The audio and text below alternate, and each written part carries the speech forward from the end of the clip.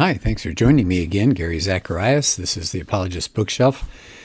I want to take a look at a book that is dealing with something that's hugely controversial in our society today and gets all sorts of reactions. A lot of hackles get raised at this.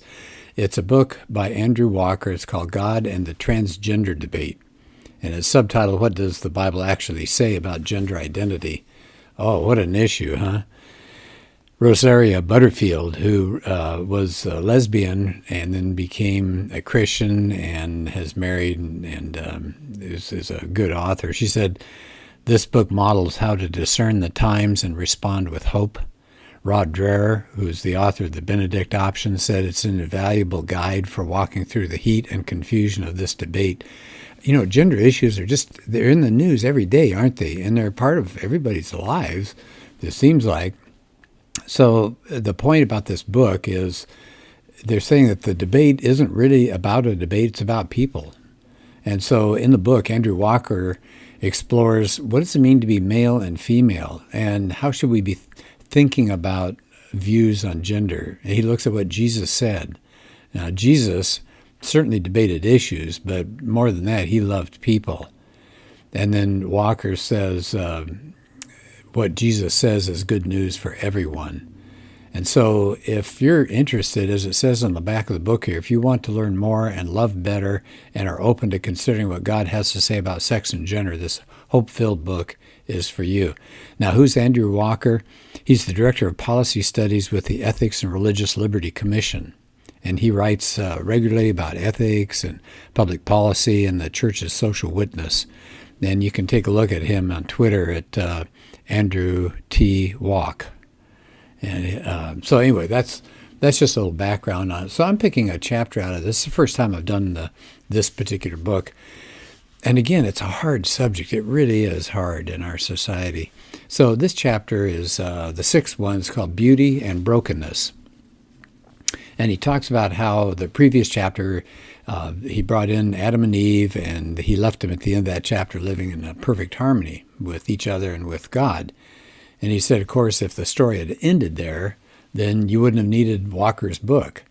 But he says it's too bad. The story doesn't end in Genesis 2 with kind of a happily ever after picture of Adam and Eve. Paradise didn't stay paradise. And that's where this chapter is going. The story takes a turn in the chapter of history that's often called the fall. And we know the story, don't we? Adam and Eve sinned. God had instructed Adam and Eve, don't eat from this one tree. Everything else was freely available. But Satan comes along and offers Eve a pathway that she gets to choose. And he promises her pleasure and enlightenment. That's seductive, isn't it, to get a choice like that, even before modern advertising? And the serpent then looks at God's rules that he had given Adam and Eve. He casts them as restrictive and unfair and petty. I mean, think about Genesis 3. What does the serpent say? God knows that when you eat of it, your eyes will be open and you will be like God. And we know what happened at that point. Eve ate of the tree, so did Adam. And at that time, it didn't really seem like she was going down the wrong path. I mean, hey, who wouldn't want pleasure and enlightenment? That sounds good. Her decision was rational. That was reasonable, supported by what her feelings were telling her. How could it be wrong? It seemed good, and that it just looked wonderful, and it seemed wise. And her husband, of course, shared with her. He says at that point, Walker says, isn't that our story too? We don't cast our decisions to reject what God says as the actions of rebels. We don't see ourselves that way. We're just owners and masters of ourselves. What could be so wrong? And he sums it up. This is the drama of Genesis 3. What is it? The casting off of God's rule. You can be like God in your own life, Satan says. You can have the authority. You know what's best. You can't trust God, but you can trust yourself. And guess what? Humans said, yes. Now, we still say that today, don't we? So the next section of this chapter, he calls it their story and our story. And he says, when Adam and Eve reached for that fruit that represented who was going to have authority to rule, they denied God's authority. They doubted God's knowledge. They disputed his loving goodness. They take up their own authority. Thank you very much. This was not a slip up. Eve's choice was, who's going to be Lord? she chose an alternate Lord. Now, what occurred, he points out, in the garden so long ago has made its way down to us. He goes to Romans 3. None is righteous. This is what Paul says, not one. No one understands. No one seeks for God. No one does good. There's no fear of God before their eyes.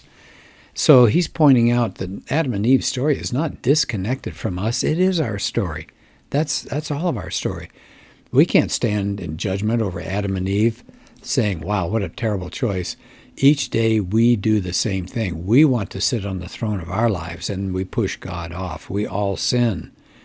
We sin differently, but we all sin, and we're all equal in our sin. And he said the first reaction that we got after the rejection of God, the first result was that people started feeling ashamed of and awkward about their bodies. That's interesting, isn't it? So he said the rebellion at that point did more than just shake up Adam and Eve. It affected all of creation. And he quotes from Genesis 3, and I won't quote all of that there. But the Bible shows that when sin came about, it was catastrophic. Creation was broken. The Garden of Eden had been a place where work was hard, but it's fulfilling. But now we've got a cursed world. It's full of thorns. It's full of thistles. Work is frustrating. We have floods. We've got tornadoes. We've got hurricanes. And it's all a result of a world thrown into chaos. We chose to assume God's throne, but we can't rule his creation. We break. We're dust. We're frail. We fail. There's cancer. There's depression, eating disorders, heart disease, and gender dysphoria, Walker points out. And each of these realities, he says, testifies to the brokenness of creation. And then, of course, we've got our moral failures, the Holocaust, domestic violence, neglect. Now, he said, if we think about gender dysphoria or transgenderism in a way that listens hard and humbly to God, we've got to let him tell us that this world is not now the way it was intended to be. And we need to understand that the effects of the fall are not only around us, but within us. I think that's really powerful. Alexander Solzhenitsyn said something like that we point to others and say, there's the problem. And he said, no, it's within us as well. And he said, as you read, he said, we're going to keep going here with a promise of hope. And he said, this chapter is not the end of the book, and the fall's not the end of the story. So this chapter is going to show where the problem came from, but then the rest of the book will tell how we get out of this mess. Next section of this chapter, what happened to our hearts? He said, inside every heart there's a war, and we're both victim and culprit. And why is that? Because all of our hearts are full of sinful desires. There's an ongoing battle within the heart in which unhelpful desires are going to wage war with our conscience. We've got bitterness, we've got anger, greed, envy. We can't trust our feelings or all our passions within us because we feel them. Why? Because our hearts are not pure. And he pulls out a verse here that I've used a lot myself. It's in Jeremiah 17. The heart is deceitful above all things and desperately sick. Who can understand it? And I'll tell you, let me stop here and just interject something of my own. We hear over and over, trust your heart. Haven't we heard that a lot? A lot of movies say that. It's pop psychology. Trust your heart. Society's messed you up, but you're okay. Trust yourself. Well, no. Jeremiah 17, the heart, one more time, is deceitful above all things and desperately sick. Who can understand it?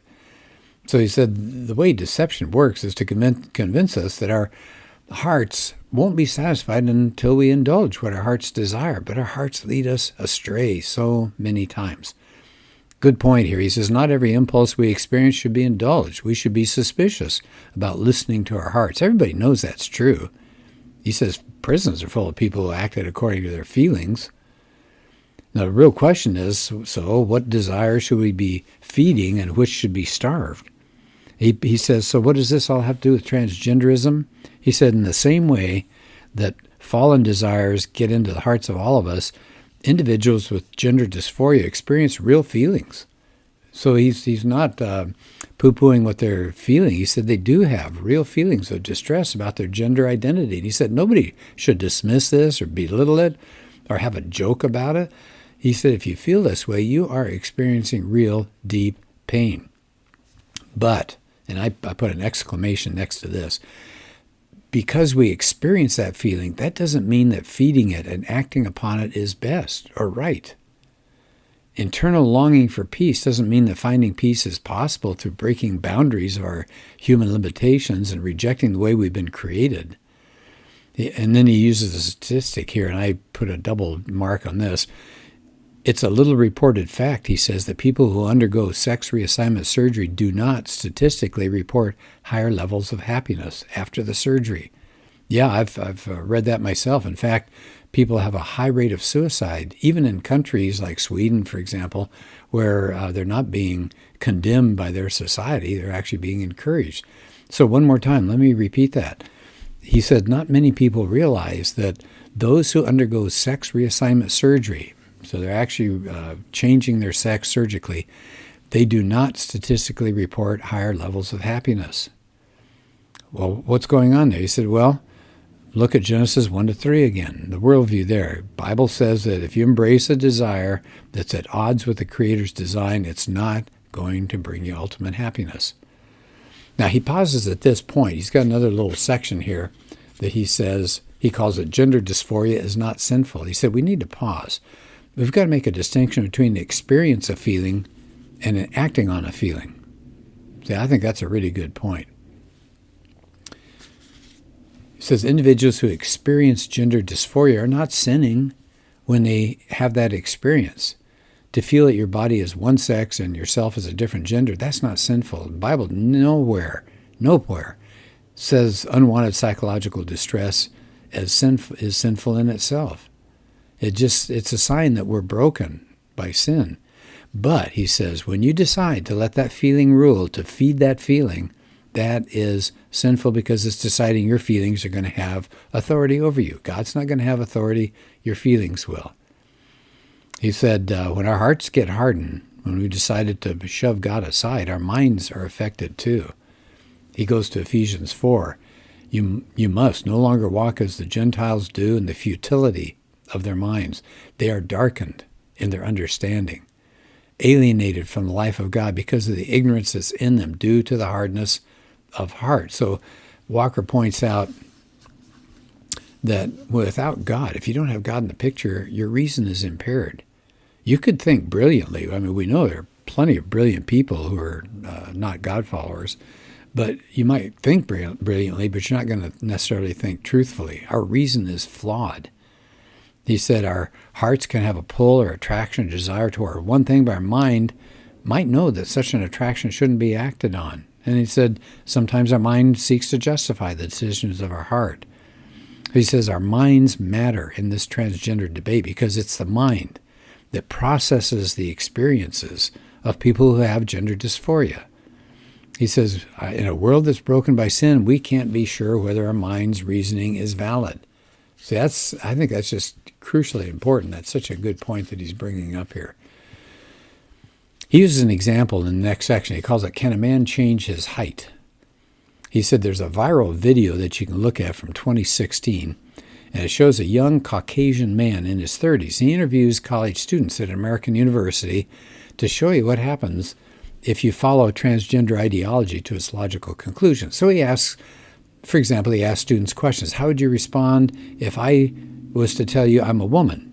Now remember, this is a guy, Caucasian man. He says, how would you respond if I told you I'm a woman? And here's some of the responses he got. Good for you. I'd be like, what, really? I don't have a problem with it. Next, he says, okay, what if I claim to be Chinese? Now remember, this is a Caucasian. What if I told you I'm claiming to be Chinese? Here are some responses. I might be a little surprised, but I'd say good for you. Yeah, be who you are. Somebody else said, well, maybe you had some Chinese ancestor. Here's another one. I would have a lot of questions just because on the outside I assume you're a white man. Then the next question. I love this one. What would you be happy if I claimed to be 7 years old and I wanted to enroll in a class for 7-year-olds? So there's a lot more hesitation. But one student said, I probably wouldn't believe it, but I mean, it wouldn't really bother me that much. I wouldn't go out of my way and tell you you're wrong. And somebody else says, if you feel 7 at heart, then so be it. Good for you. Then lastly, here's the last question. The interviewer says, what would you say if I told you I was 6'5"? Now, the guy is not 6'5". He's under 6 feet. Student 1, no answer. Student 2, I would question that. Interviewer says, why? Because you're not. I don't think you're 6'5". Student 3, if you believe you're 6'5", I don't think it's harmful. It's fine. It doesn't matter to me if you think you're taller than you are. Interviewer, so you'd be willing to tell me I'm wrong? No, I wouldn't tell you you're wrong. One student said, no, but I don't think you are. Isn't that interesting? And it goes on that way. And it says, if you decide the only reasonable course of action is to affirm every feeling about self-identity that someone has, that's a blind alley. It leads to absurdity. It's dangerous.